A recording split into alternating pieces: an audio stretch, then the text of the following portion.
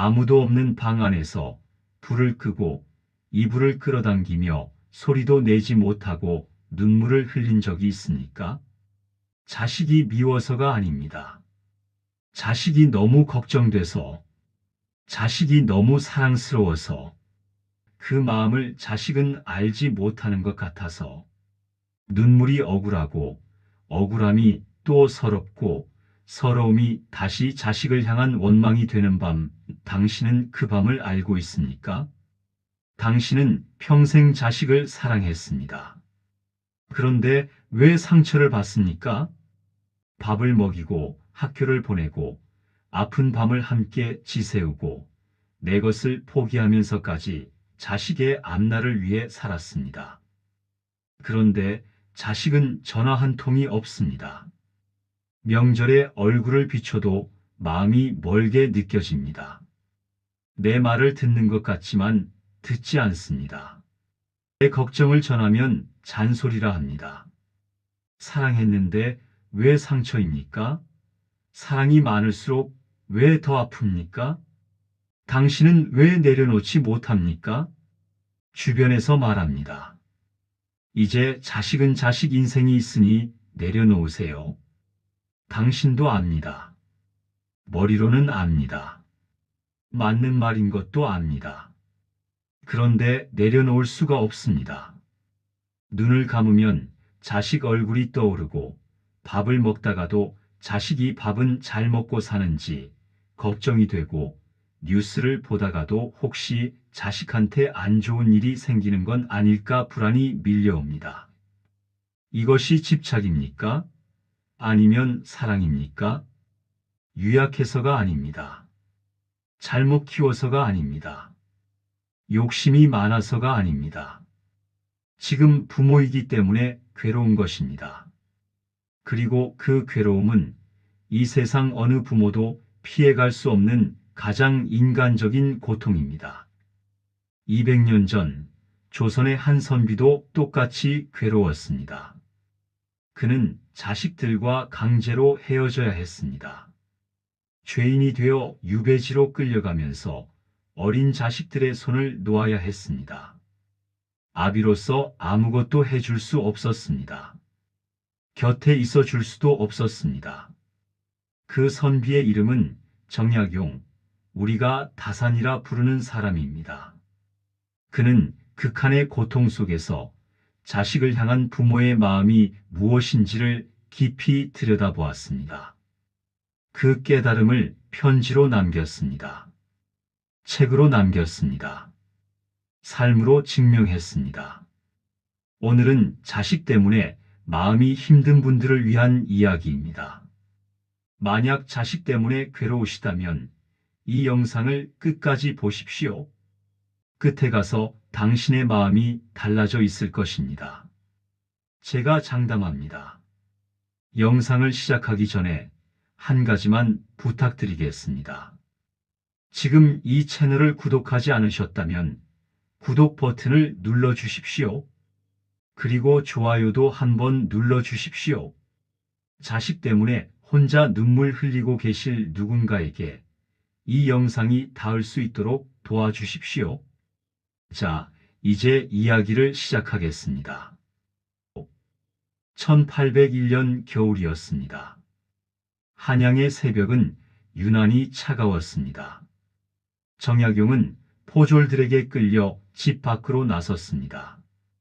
뒤를 돌아보니 문 앞에 두 아들이 서 있었습니다.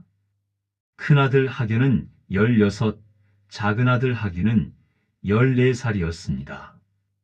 아이들은 울지 않았습니다. 울어야 한다는 것을 알면서도 아버지 앞에서 울면 안 된다는 것도 알고 있었습니다. 그래서 그냥 서 있었습니다. 두 손을 앞에 모으고 눈만 크게 뜨고 아버지를 바라보았습니다. 정약용은 그 눈빛을 평생 잊지 못했습니다. 포졸에게 이끌려 골목 모퉁이를 돌아서는 순간 그는 뒤를 돌아보지 않았습니다. 돌아볼 수가 없었습니다. 돌아보면 발이 떨어지지 않을 것 같았습니다. 그는 그냥 걸었습니다. 걷고 또 걸었습니다. 그렇게 전라도 강진까지 천리 길을 걸어 내려갔습니다. 유배지 강진은 차갑고 낯선 곳이었습니다. 정약용은 처음 몇 달을 주막 골방 한 칸에서 지냈습니다. 방은 좁고 벽은 얇고 겨울 바람이 문틈으로 새어 들어왔습니다. 밤이 되면 아무것도 할 수 없었습니다.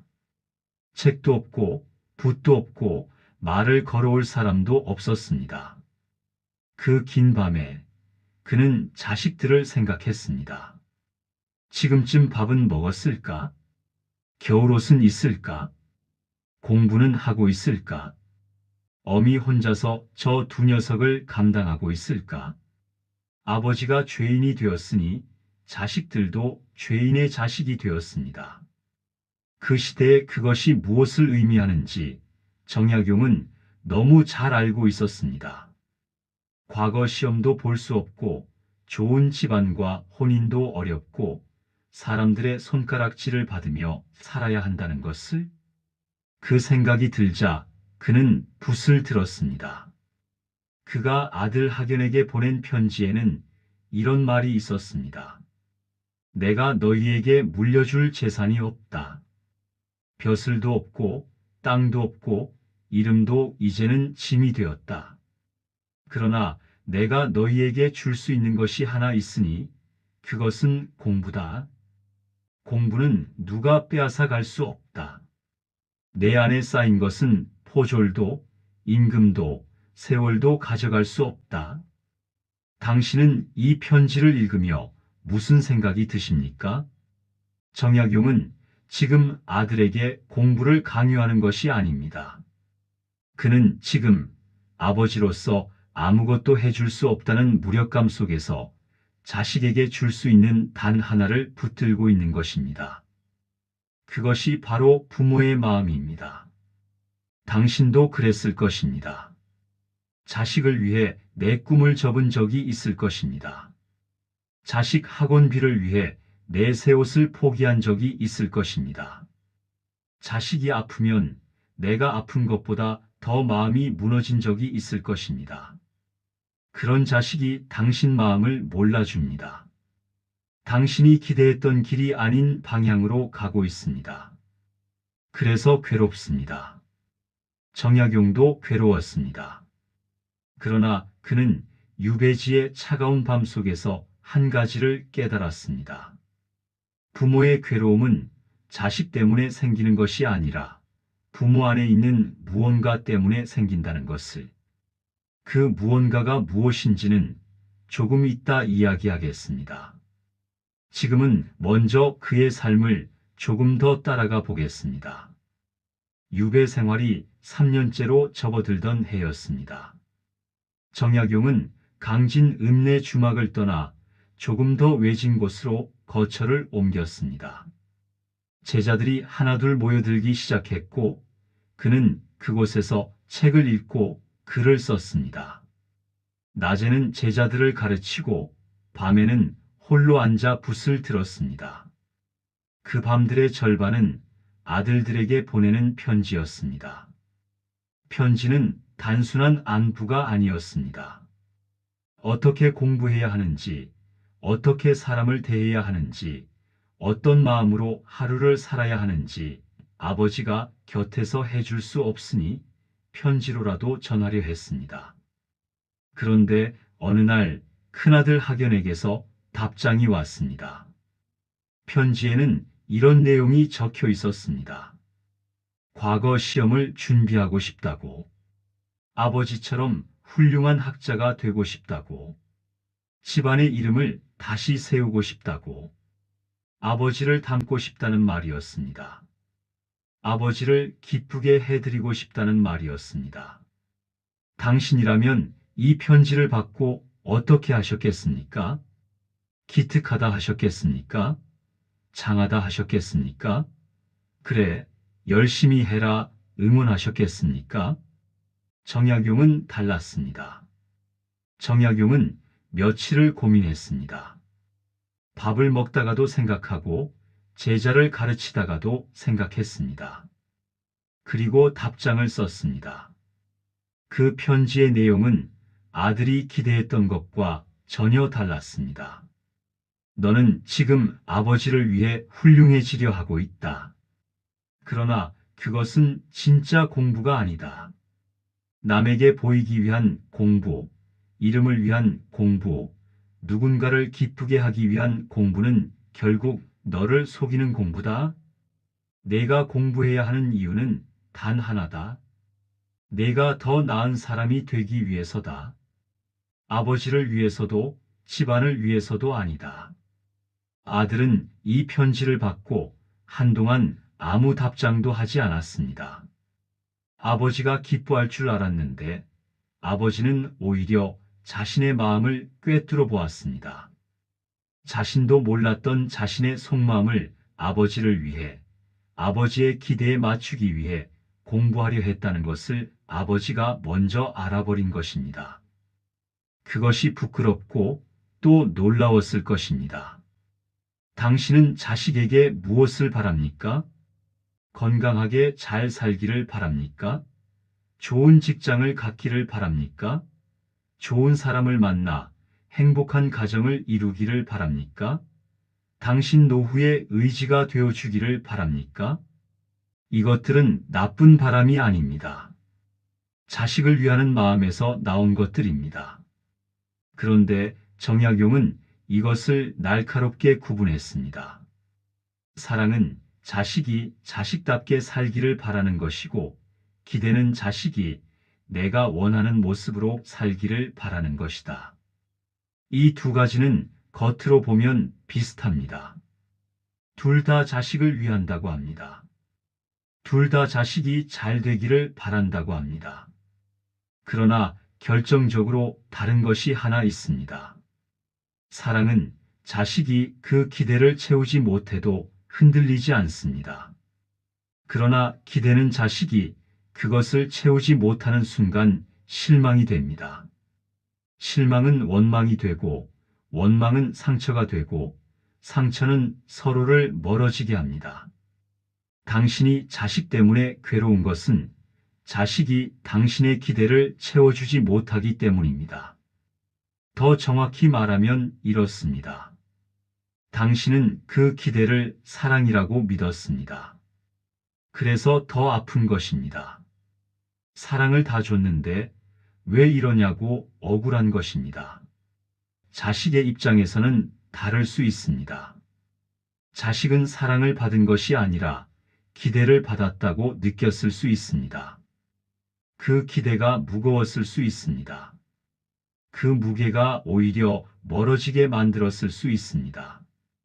정약용은 유배지에서 그것을 깨달았습니다. 그로부터 몇 달이 지났습니다.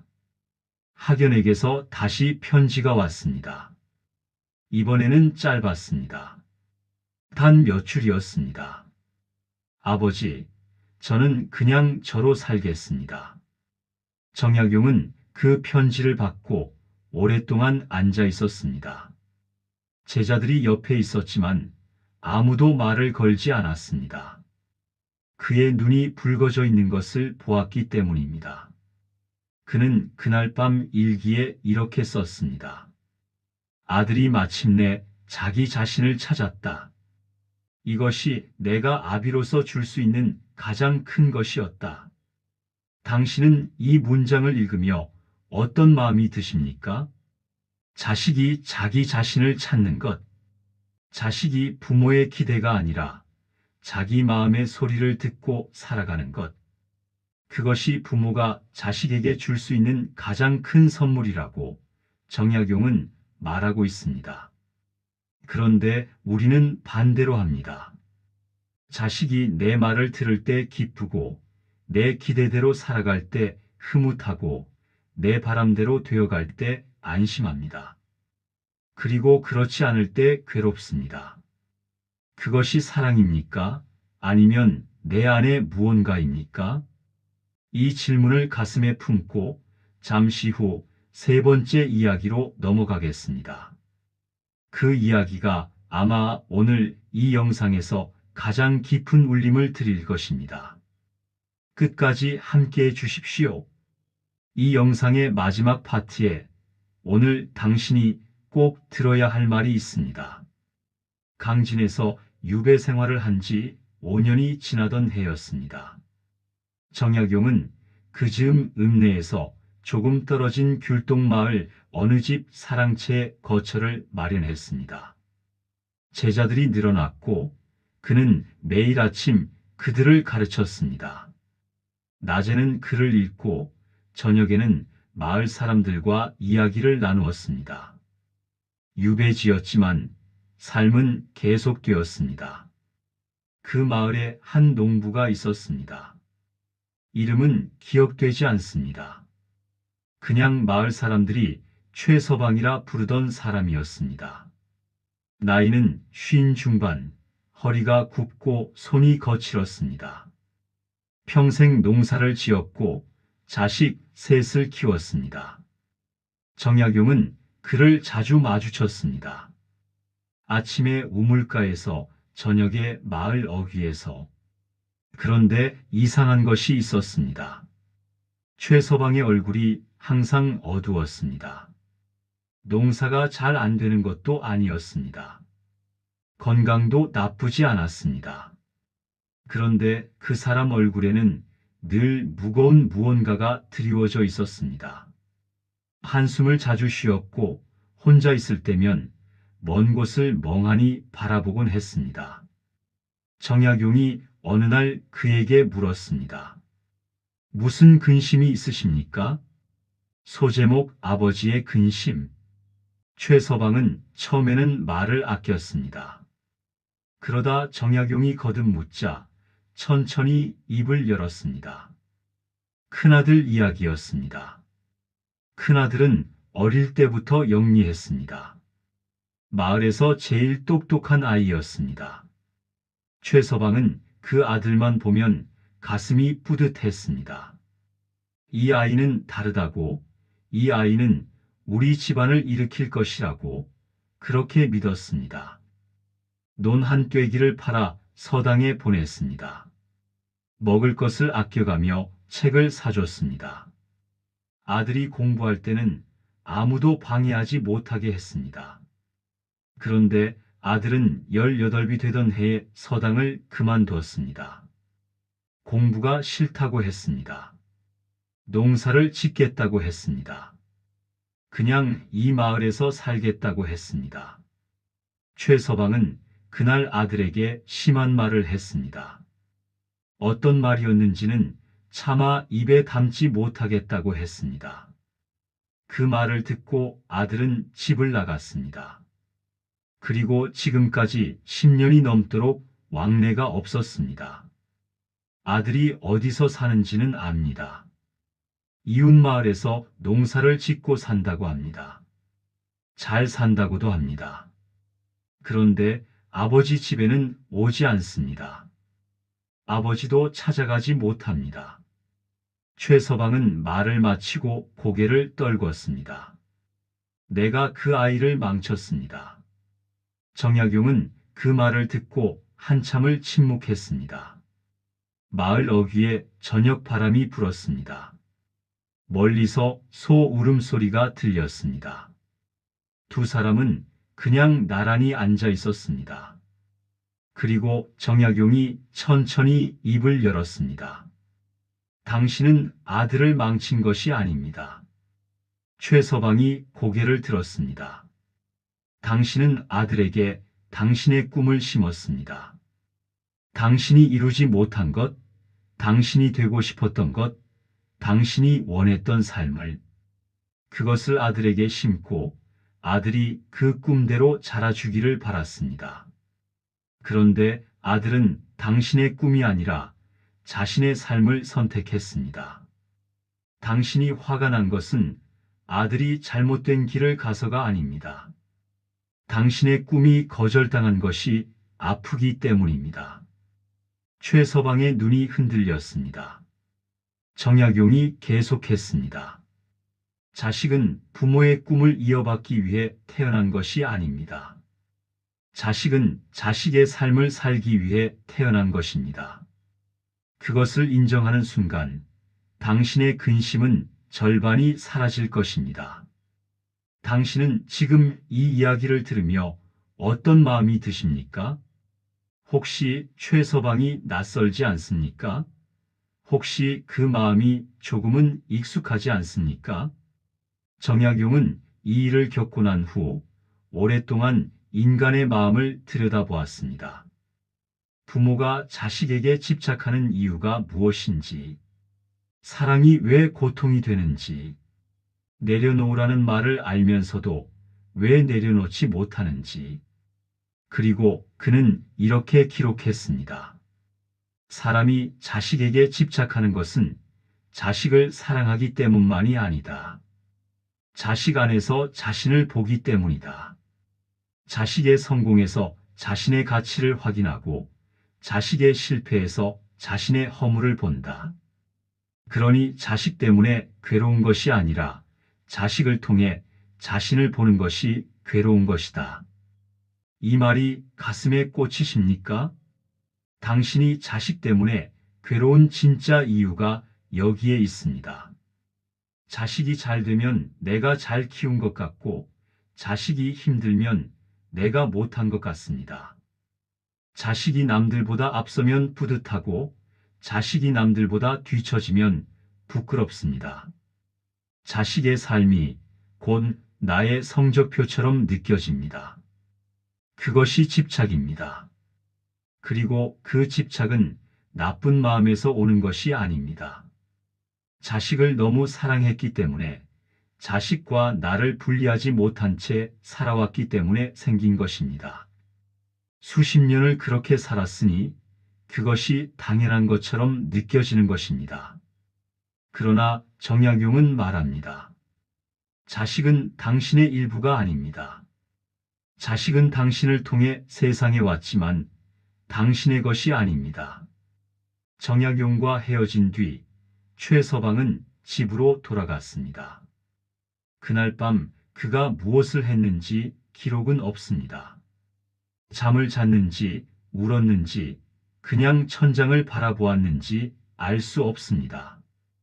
그러나 정약용의 기록에는 이런 내용이 있습니다. 어느 날 아침 최서방이 사랑채 앞에 찾아왔습니다. 손에 무언가를 들고 있었습니다. 농사지은 고구마 한 바구니였습니다. 그는 아무 말 없이 바구니를 내려놓고 짧게 말했습니다.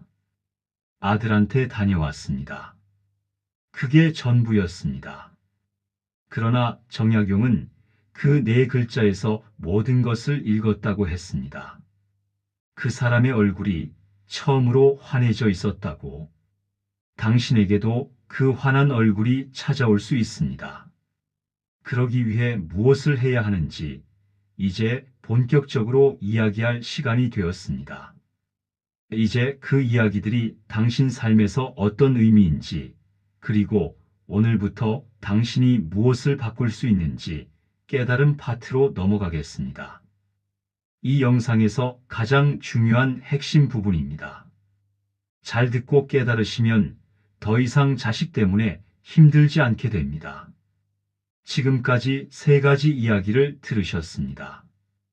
유배지에서 자식에게 편지를 쓰던 아버지, 아들의 꿈이 아니라 자신의 꿈을 심었던 아버지, 10년 동안 아들과 등지고 살았던 아버지. 그 이야기들을 들으시면서 마음 한켠이 불편하지 않으셨습니까? 불편했다면 그것은 좋은 신호입니다. 마음이 불편하다는 것은 그 이야기가 남의 이야기가 아니라는 뜻입니다. 어딘가 내 이야기와 닿아 있다는 뜻입니다. 지금부터는 그 불편함을 정면으로 들여다보겠습니다. 당신은 지금 이렇게 생각하실 수 있습니다. 나는 자식이 잘 되기를 바랄 뿐입니다. 그게 뭐가 잘못입니까? 잘못이 아닙니다. 자식이 잘 된다는 것이 당신 기준으로 잘 되는 것입니까? 아니면 자식 기준으로 잘 되는 것입니까? 당신이 생각하는 좋은 직장이 있습니다. 당신이 생각하는 좋은 배우자가 있습니다. 당신이 생각하는 좋은 삶의 방식이 있습니다. 그 기준은 당신이 살아온 세월 속에서 만들어진 것입니다. 당신의 경험, 당신의 시대, 당신의 가치관으로 만들어진 기준입니다. 그런데 자식은 다른 시대를 살고 있습니다. 다른 경험을 하고 있습니다. 다른 가치관을 갖고 있습니다.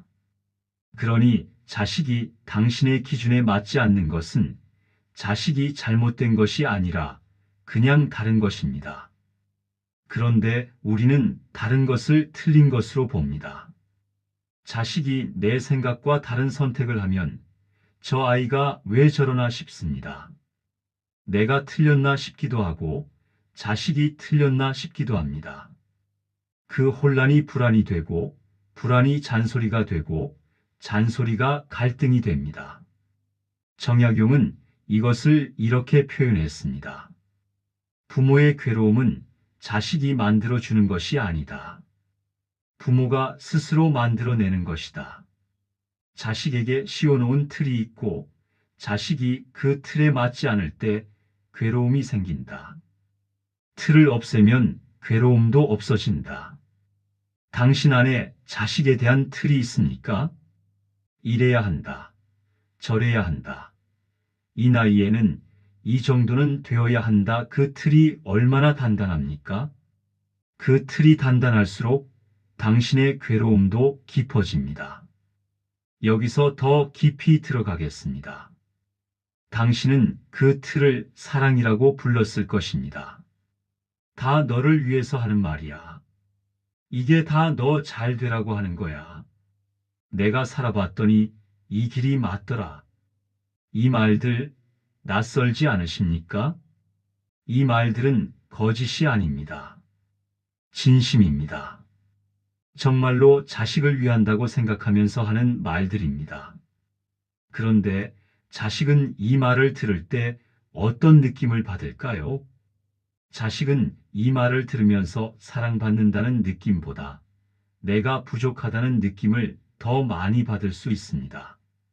내가 지금 이대로는 충분하지 않다는 느낌, 내가 부모의 기대에 아직 미치지 못한다는 느낌, 그 느낌이 쌓이면 자식은 부모 앞에서 작아집니다. 작아지면 멀어집니다.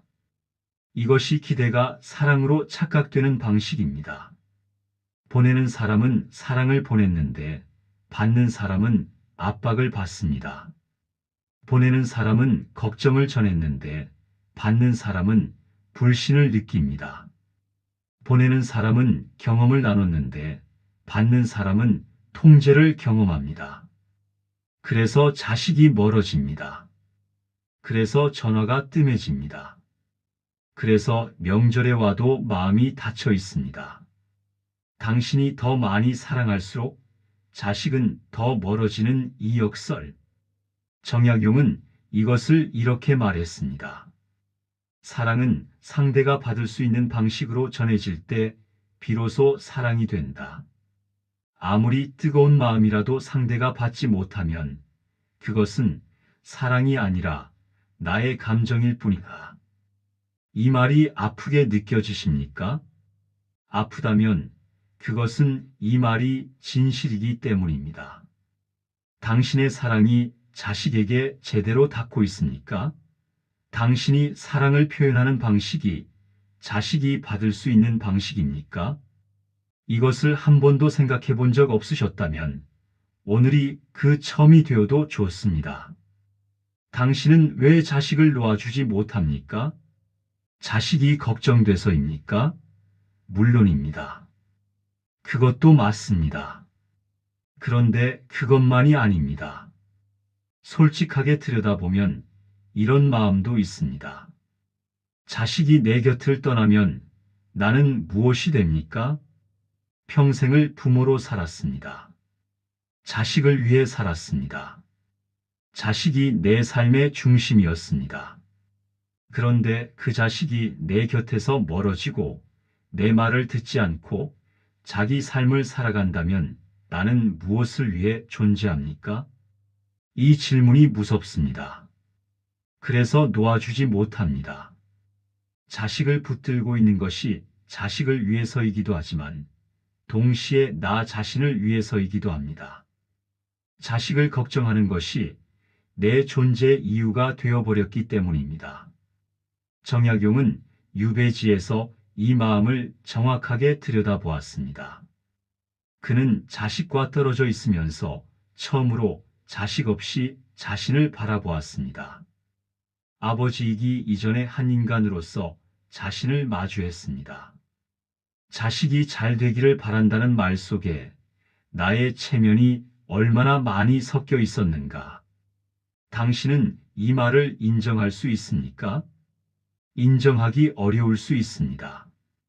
이것을 인정하면 내가 나쁜 부모였던 것 같아서, 내가 자식에게 잘못한 것 같아서 두려울 수 있습니다. 그러나 정약용은 말합니다. 이것은 나쁜 부모의 이야기가 아니라고. 이것은 자식을 너무 사랑했던 모든 부모의 이야기라고. 사랑이 깊을수록 경계가 흐려집니다. 자식과 나의 경계, 자식의 삶과 나의 삶의 경계. 그 경계가 흐려지면 자식의 고통이 내 고통이 되고 자식의 실패가 내 실패가 됩니다. 그 경계를 다시 세우는 것, 그것이 바로 진짜 사랑의 시작입니다. 지금까지 한 이야기들이 혹시 당신을 작아지게 만들었습니까? 내가 잘못 키웠나? 내가 너무 욕심을 부렸나? 내가 자식에게 상처를 줬나? 그런 생각이 드셨습니까?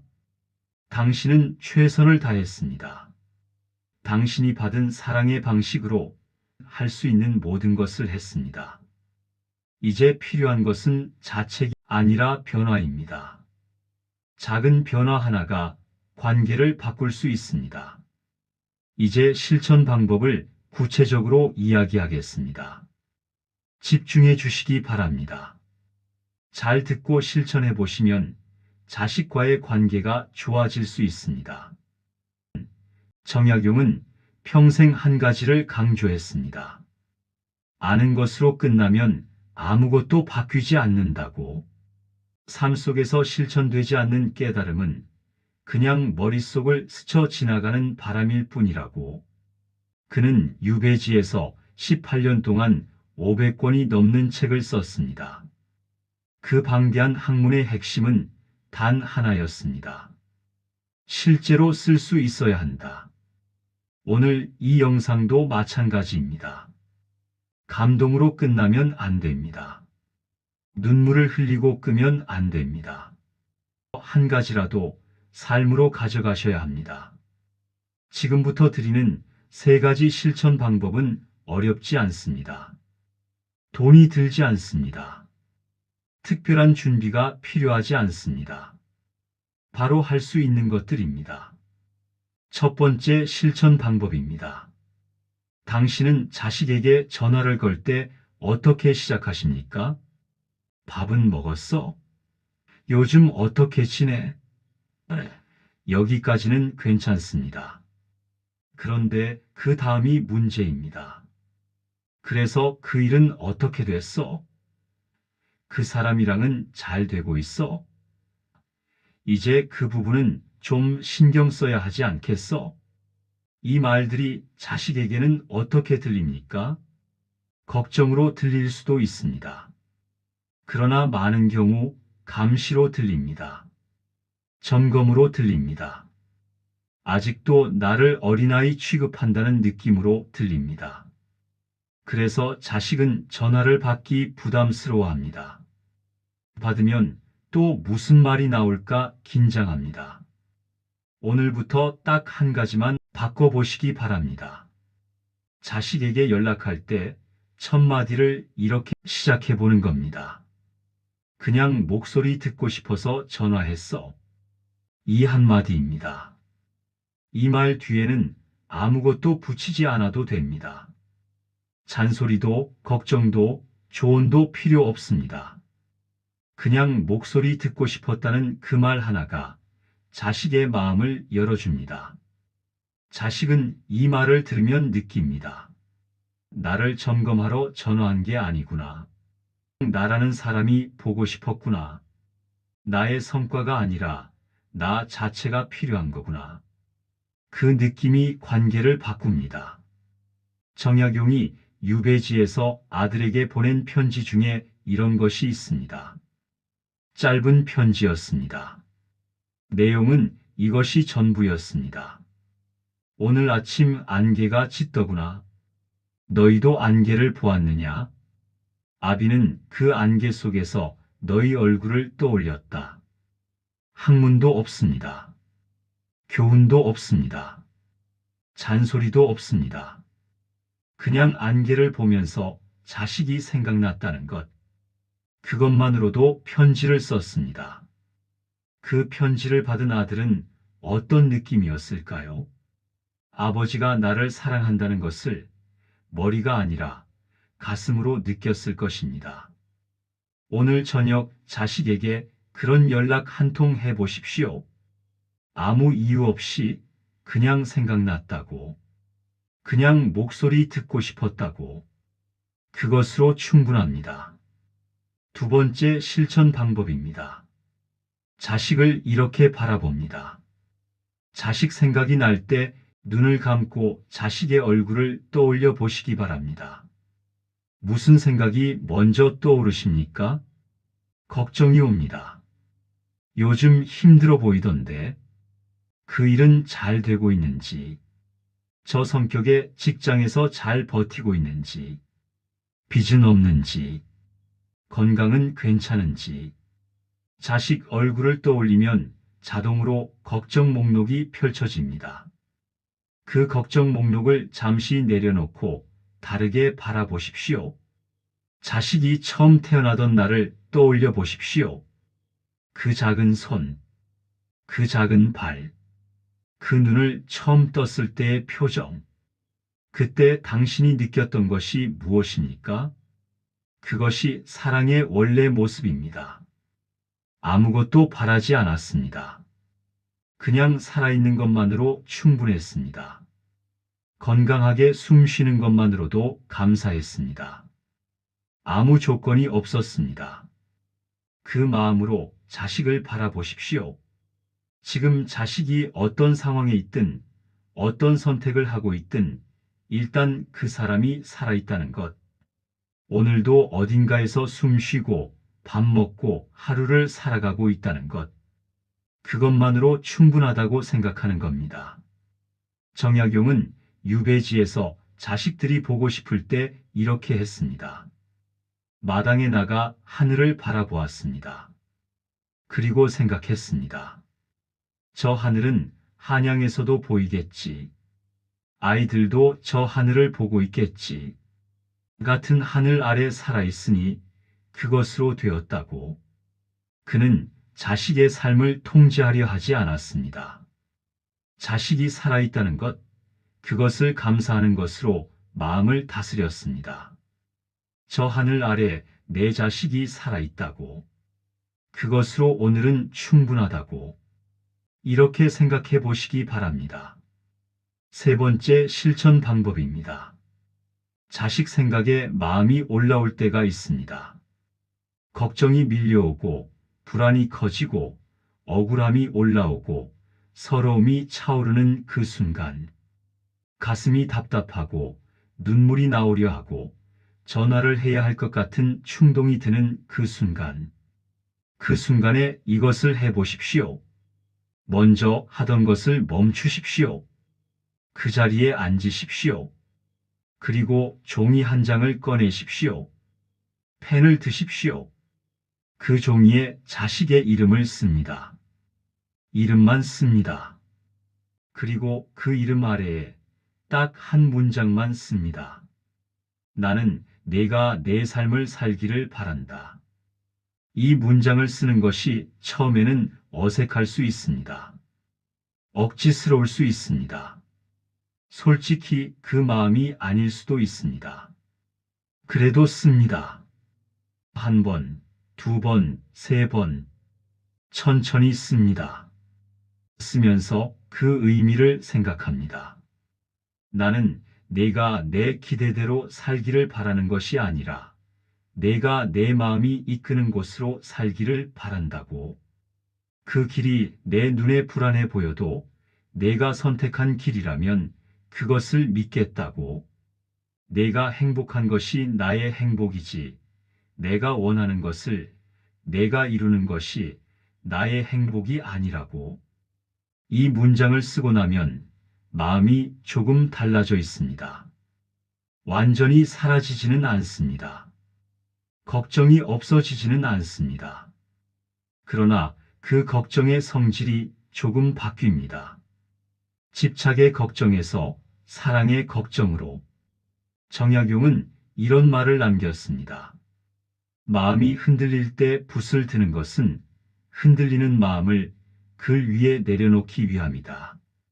글에 담기면 가슴에서는 조금 비워진다. 당신도 오늘부터 그렇게 하십시오. 마음이 올라올 때 자식에게 바로 전화하거나 문자를 보내기 전에 먼저 종이에 써보십시오. 하고 싶은 말을 전부 써보십시오. 쏟아낼 것을 종이에 다 쏟아내십시오. 그러면 이상하게도 전화를 하지 않아도 될 것 같아집니다. 문자를 보내지 않아도 될 것 같아집니다. 마음이 정리됩니다. 그리고 그 종이를 접어서 서랍 속에 넣어두십시오. 나중에 꺼내 보십시오. 그것이 당신 마음의 역사가 됩니다. 그리고 그 역사를 읽으면서 당신은 조금씩 달라져 있는 자신을 발견하게 될 것입니다. 오늘 알려드린 3가지 실천 정리해 보겠습니다. 첫째, 자식에게 연락할 때 그냥 목소리 듣고 싶어서 라는 말로 시작하십시오. 조건 없는 사랑을 말로 먼저 표현하십시오. 둘째, 자식을 바라볼 때 처음 태어나던 날의 마음으로 바라보십시오. 아무 조건 없이 살아있는 것만으로 충분하다고 느꼈던 그 마음으로. 셋째, 마음이 올라올 때 종이에 먼저 쓰십시오. 자식에게 바로 쏟아내기 전에 종이에 내려놓으십시오. 그리고 나는 내가 내 삶을 살기를 바란다. 이 문장을 씁니다. 이 3가지 중 하나만 오늘 해보십시오. 하나만으로 충분합니다. 오늘 이 영상을 끝까지 보신 당신은 좋은 부모입니다. 완벽한 부모가 아니어도 됩니다. 모든 것을 해준 부모가 아니어도 됩니다. 자식이 원하는 모든 것을 들어준 부모가 아니어도 됩니다. 그냥 지금 이 순간 자식을 사랑하는 부모, 그것으로 충분합니다. 정약용은 이런 말을 남겼습니다. 사람이 살면서 가장 잘한 일이 무엇이냐 묻는다면 나는 주저없이 말하겠다. 사랑했다는 것이다. 서툴게라도 부족하게라도 끝까지 사랑했다는 것이다. 당신은 사랑했습니다. 서툴게라도 부족하게라도 때로는 아프게라도 당신은 끝까지 사랑했습니다. 그것이 당신의 삶에서 가장 빛나는 것입니다. 오늘 밤 자식 생각이 나거든 이렇게 중얼거려 보십시오. 나는 내가 그냥 내 삶을 살기를 바란다. 나는 이미 충분히 사랑했다. 그리고 그 사랑은 지금도 내 안에 있다. 그 말이 당신 마음을 조금 가볍게 해줄 것입니다. 봄이 오면 매화가 피어납니다. 당신이 심어놓은 사랑도 반드시 피어납니다. 이 영상을 끝까지 함께 해주셔서 감사합니다. 다산의 지혜는 계속됩니다. 다음 영상에서 다시 뵙겠습니다. 감사합니다.